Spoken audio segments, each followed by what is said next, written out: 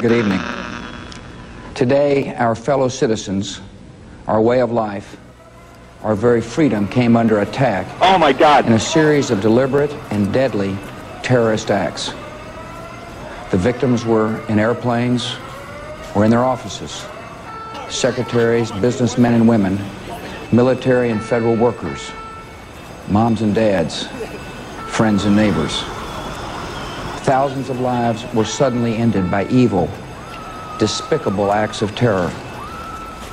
The pictures of airplanes flying into buildings, fires burning, huge structures collapsing, have filled us with disbelief, terrible sadness, and a quiet, unyielding anger.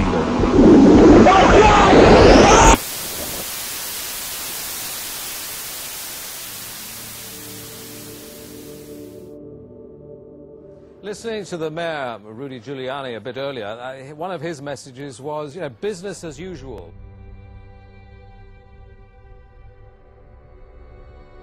Explosions still continuing. One huge bang and the building physically shook, then another 2 or 3 bangs and the building again shook. 9/11 was the greatest loss of life and property damage in U.S. fire history. This should have been the most protected, preserved, over-tested, and thorough investigation of a crime scene in world history. Sadly, it was not. The federal government did not do a proper forensic investigation. What happened? It was an explosion. We was in the lobby and the third explosion, the whole lobby collapsed on us. When we get to the lobby, it was a big explosion. I don't know about the first one, but I know the second one it was terrible. Then there was a third one too after that one. There are more explosions further down the building. Something, either they blew the lobby up or something, because it blew the glass out of the doors and knocked us all down. All of a sudden, it was this big explosion. On the way upstairs, the whole fucking plane blew. We've got numerous people covered with dust from the secondary explosion. We have 118 first responders who reported explosions. The third explosion, the whole lobby collapsed on us. We have the radio transmissions from FDNY members that are still recorded today that reported explosions. I've personally talked to witnesses that heard them, so there's nothing short of saying they lied, and they need to be held accountable. For pulverized concrete, they should only be considering exotic to physically test explosives. Like Dr. Stephen Jones 19.4 explosives. 2.6. The reality is it was a criminal investigation to cover up the crime.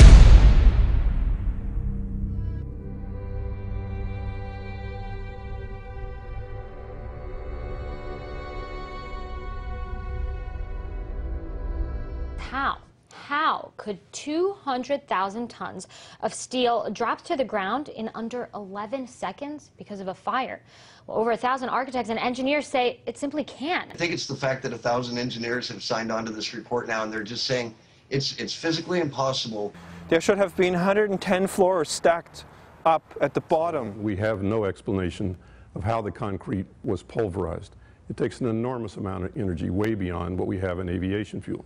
The buildings actually accelerated as they came down, meaning they were not getting resistance from these massive columns in the center of the core of this building. I was to speak with one of my patients who is a retired Army Corps of Engineers fellow who's done a lot of demolition, but he said without doubt that it was a controlled demolition. And the conclusion is controlled demolition.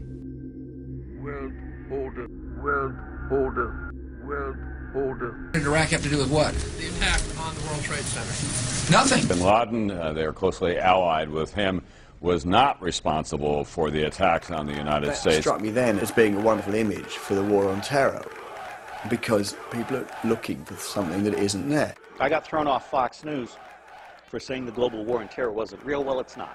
We haven't captured any Al-Qaeda, but... And how many have you actually managed to kill here in southeast Afghanistan? We haven't killed any.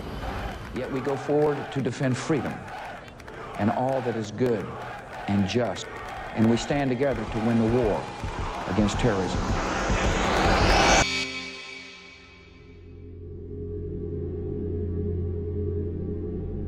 Even bin Laden's displays of strength for the Western media were faked. The fighters in this video had been hired for the day and told to bring their own weapons. For beyond his own small group, bin Laden had no formal organization until the Americans invented one for him.